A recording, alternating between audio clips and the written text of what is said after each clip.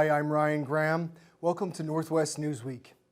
The province's largest lithium project, Frontier's PAC Lithium, is being accelerated by Ontario's new One Project, One Process framework. That legislation was born out of the controversial Bill 5 that many Indigenous and environmental advocacy groups spent so much time fighting earlier this year. The project includes a mine and mill north of Red Lake and a processing facility here in Thunder Bay. But while the province and Frontier are celebrating the announcement, some Indigenous leaders are speaking out against it.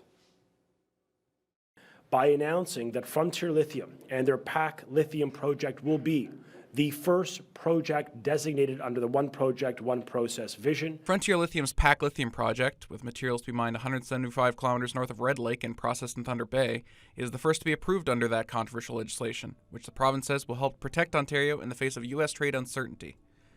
This will allow Frontier to begin construction much more quickly. CEO Trevor Walker says it's important to begin as quickly as possible. Our PAC Lithium project, located within the traditional lands of Treaty 5 First Nations, hosts one of North America's highest grade, large-scale hard rock lithium resources. It will feed our proposed lithium conversion facility in Thunder Bay, one of Canada's first, and anchor a domestic mine-to-battery supply chain here in Ontario. Be under no illusion. The Chinese, also the Australians, but the Chinese play a massive role in dominating the lithium processing industry of the world. We've got to decouple dependence from regimes like that. But NDP MPP Sol Memekwa was joined later in the day by Anishinaabe Aski Nation Grand Chief Bobby Narcisse and North Spirit Lake Chief Brandon Ray. They want the province to immediately halt the project, saying the One Project, One Process framework violates constitutional and international obligations to Indigenous peoples and weakens environmental protections. We are especially alarmed that the company chosen to pilot this new process has never operated a mine before. Mining is not something you learn as you go. It carries real risks to water, to fish, to wildlife, and to the people. Why does Chief have to come all the way from North Spirit with his council to be away from his community and his homelands to get that message across? You know, where's that respect in terms of having government come to his community and see what it's like living in his community, to actually see all these areas? All these decisions are being made here at Queen's Park. The Ford government has repeatedly said that mineral development is one of its top priorities. Joey Langdon, TBT News. The chief of Webbequay First Nation was in Toronto this week, alongside Premier Doug Ford and Indigenous Affairs Minister Greg Rickford, to sign a partnership deal with the province to speed up construction of a supply road to the Ring of Fire. Webbequay is getting $40 million from Ontario to make that and other community projects happen. CTV's Siobhan Morris reports. Doug Ford defends the ad as his government signs a $40 million agreement with Webbequay First Nation, another step to accessing the mineral-rich Ring of Fire. It is focused in real terms to pre-position the community to build the Webbequay Supply Road, a road or corridor access for the community to the Ring of Fire and points beyond. The cash will build a community center with an arena, help with a burnt-out airport terminal, buy materials for road construction, and provide mental health supports. Webbequay's chief says the deal will unlock new opportunities. Making sure that our communities will prosper in the near future, and that we address some of the issues that we have at our community level, including the well-being. Work on the road to the Ring of Fire could begin as early as June, but it would require the federal government to drop its impact assessment. The province says it doubles up on work Webbequay has already done. Let's cooperate and let's get things done. I trust the Prime Minister. When he gives me his word, he keeps his word. At Queen's Park, Siobhan Morris, CTV News.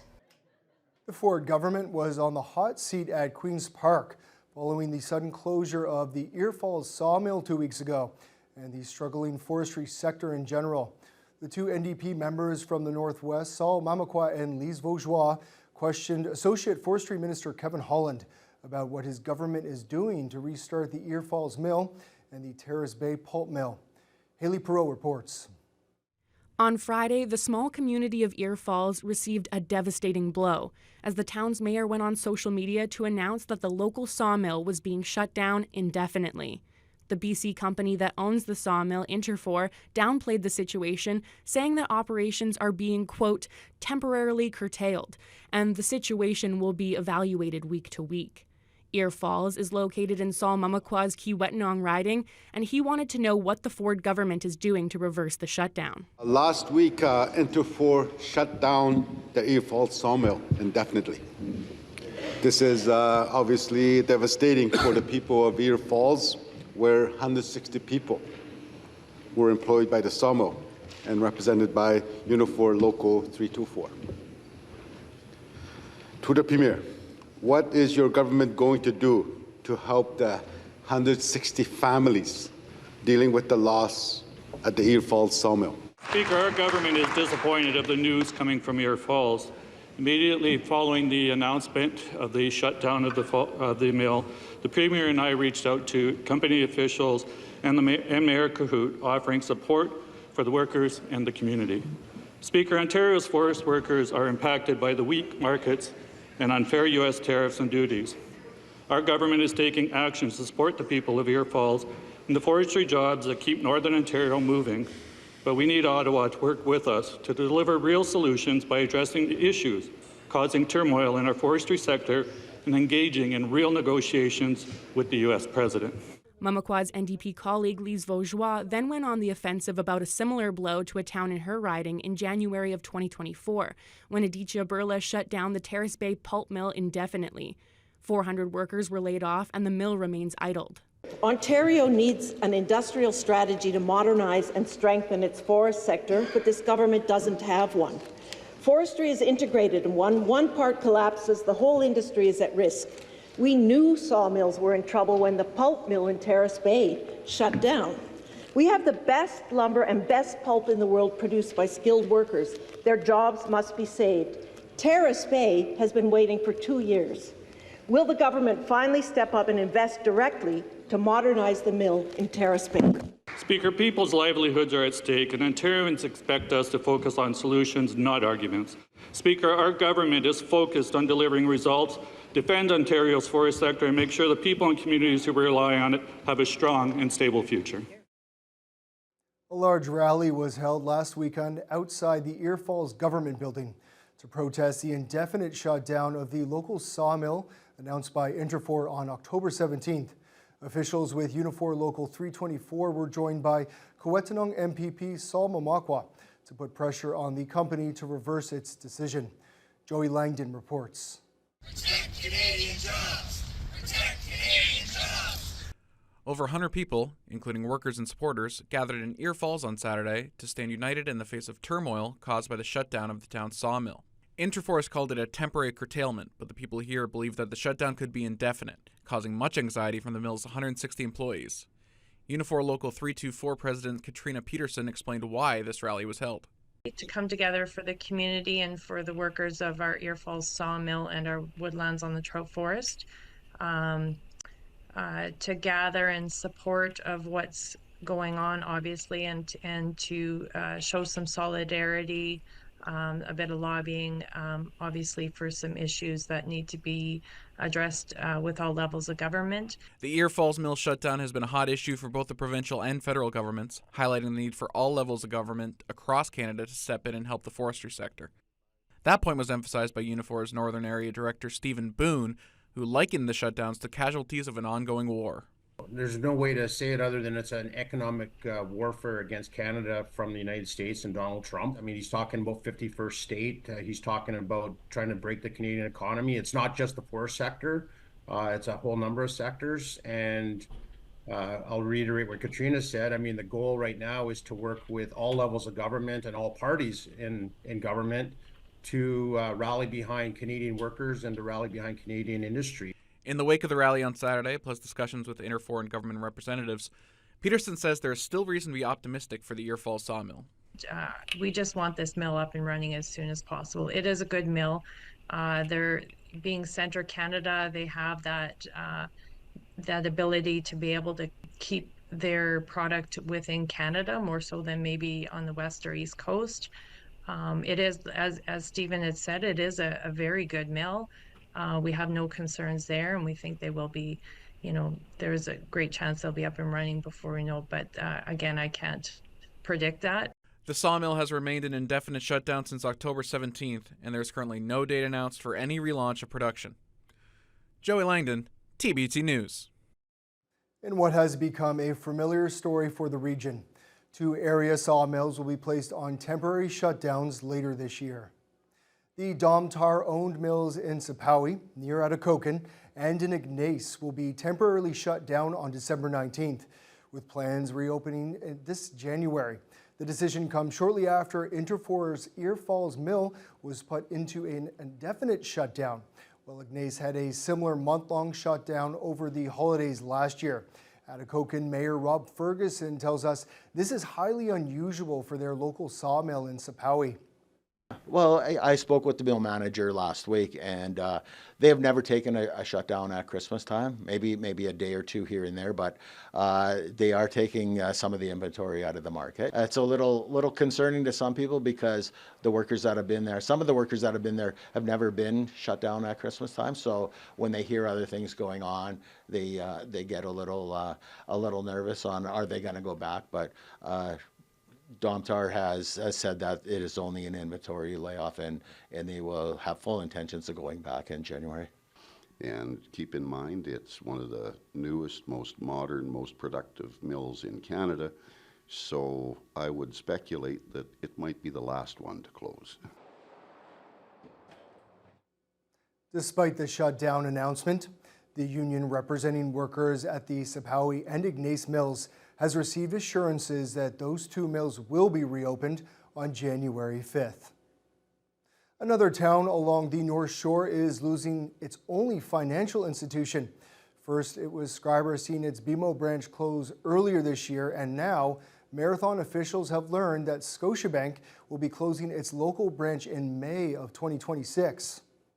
I'm baffled, and I'm certainly going to make a statement. I'm going to reach out to Scotiabank and write a letter when I get home, sometime later today or first thing tomorrow, working with my CAO, because I think this is absolutely ridiculous. A company that can make $7.25 billion in profit in 2024 is closing branches in northern and rural communities across Ontario to generate more profit for shareholders. I think that's absolutely ridiculous. A spokesperson for Scotiabank says after a careful consideration, they made the difficult decision to relocate the services at the Marathon branch to their next nearest location in Thunder Bay. And they're working with all affected clients to ensure a smooth transition. The Scotiabank branch has been set up at the Marathon Mall Centre Mall since 1989. Mayor Rick Dumas says after their TD branch and Copperfin Credit Union closed in recent years, losing the last remaining bank is a devastating loss for many people in Marathon, especially seniors. A lot of people in my community who are elderly, they don't work online and they don't deal with online banking. They want to go in and pay their bill or they want to do their transactions in person. But I want to get more information from a regional or some manager within the banking system for Scotiabank to understand what the rationale was behind for the closure. But the reality is, how could we in a community of our size not have a potential financial institution set up business in a community? Another forest fire season has officially come to an end in the Northwest. We'll have the details of just how bad it was right after this short break.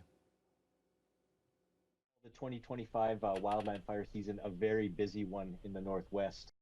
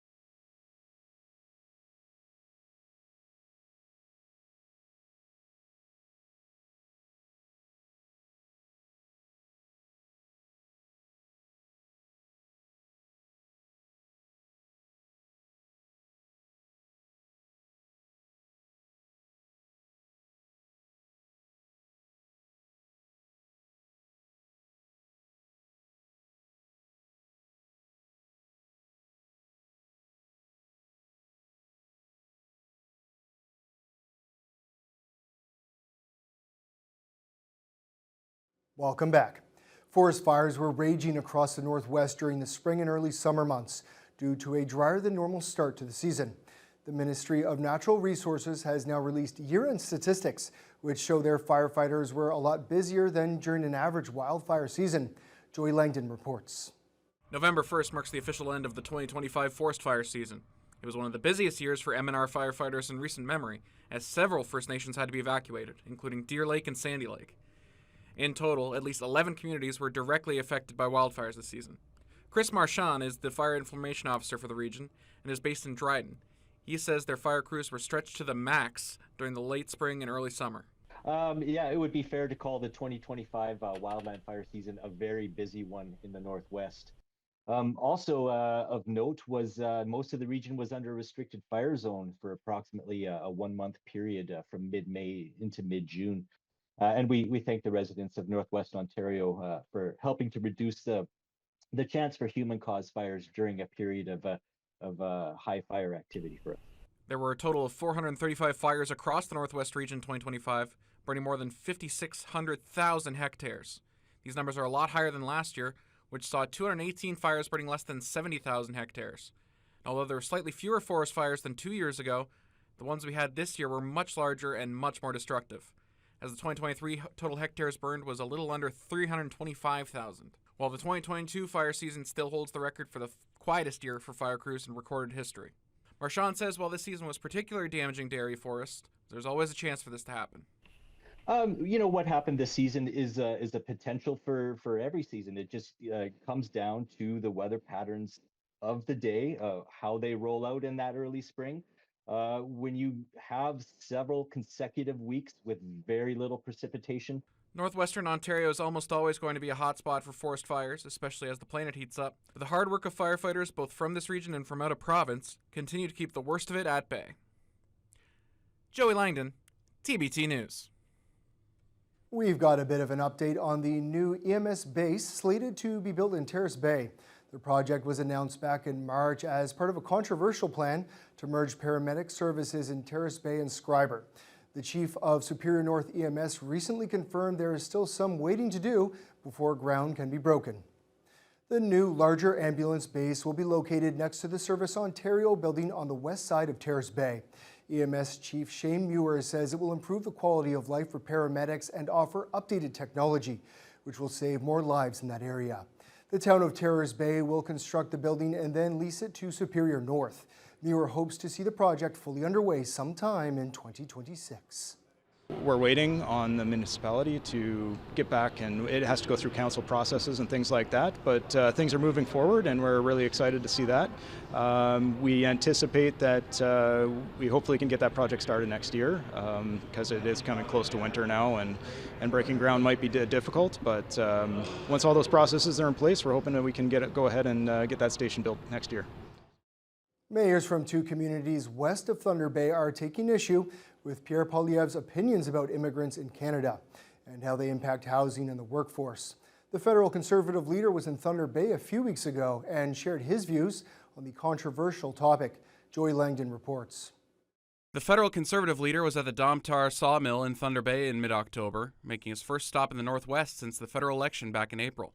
He came to pitch his party's platform to the region, and as part of that, spoke about their pledge to slash immigration and asylum claims in Canada.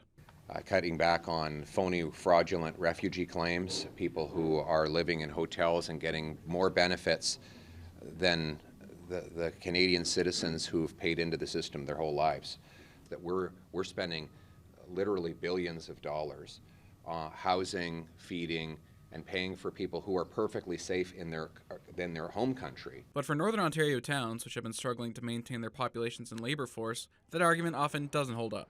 The town of Atikokan has been welcoming Ukrainian refugees fleeing the war with Russia. It's definitely something that's going to help enhance the community, and they are great people. They are volunteering in the community. They're out at the events, and the town of Atikokan has really embraced them. Atikokan Mayor Rob Ferguson and Fort Frances Mayor Andrew Hallekas say, in fact, immigrants and refugees have become the lifeblood of towns like theirs, and they strongly disagree with Poilievre's statements on the topic.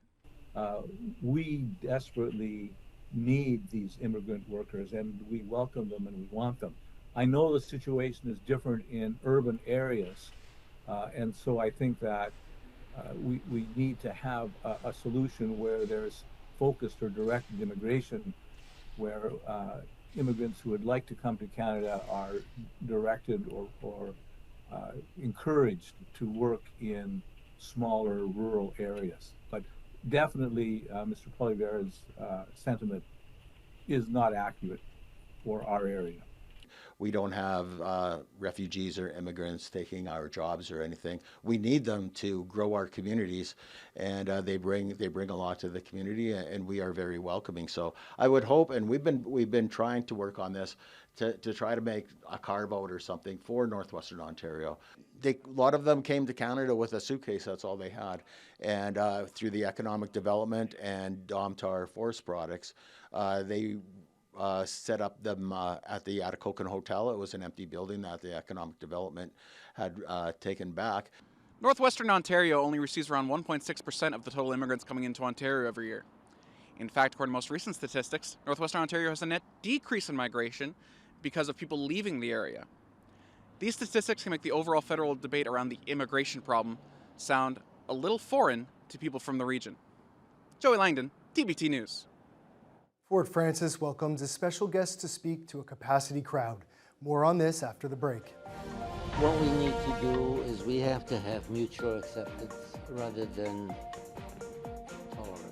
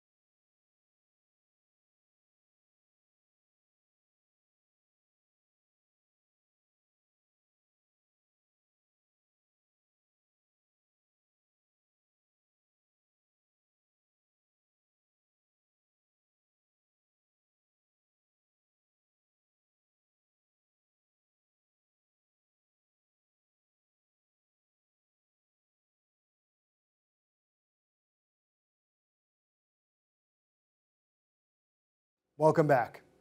The town of Fort Frances recently welcomed a special guest speaker to the community. A 97-year-old survivor of the Holocaust told his story to students at several local schools. And he also appeared before a crowd of more than 400 people at the Townsend Theatre. Joey Langdon was there. As long as you maintain your hope that somebody is going to survive, that you have something to live for, that was a life-giving thought, life-giving methodology to survival. It was a packed house at this theater in Fort Frances for an appearance from a Holocaust survivor from Auschwitz and several other concentration camps during the Second World War. 97-year-old Nate Leipziger appeared on stage with his daughter, Arla Litwin. He was invited there by Fort Frances pastor Ben Mast after the two met in Poland at an event in honor of Holocaust survivors. We caught up with Leipziger before his talk, and he shared with us why he still goes on tour despite approaching his 100th birthday. To leave a message to our young people that what we need to do is we have to have mutual acceptance rather than tolerance. Tolerance is negative because it says, I'll tolerate you till you become like me. And that's not what Canada is. Canada has mutual acceptance. I accept you the way you are, you accept me the way I am. We have been doing that for a long time. Leipziger was appointed to the Order of Canada earlier this year for his efforts in promoting Holocaust education across Canada. He has been on talks nationwide, but Leipziger has a local connection to this area. After emigrating to Toronto after the war, he worked as an engineer at hospitals in Fort Frances, Sioux Lookout, Rainy River, and Atikokan. He mentioned how happy he was to be back in the region for the first time since retirement. We spend many hours on the highway between Thunder Bay and Fort Frances. So we've been here, on all of the communities. They're very much, and I've made many, many good friends, and unfortunately, most of them are gone. But, this is still homecoming. At the conclusion of the event, Mast, the host of the event, presented Leipziger with a certificate of recognition from MPP Greg Rickford. Leipziger finished his tour a few days later after speaking at a few local schools. Joey Langdon, TBT News. That's all the time we have for now. I'm Ryan Graham. Thank you for joining us for Northwest Newsweek. We'll see you next time.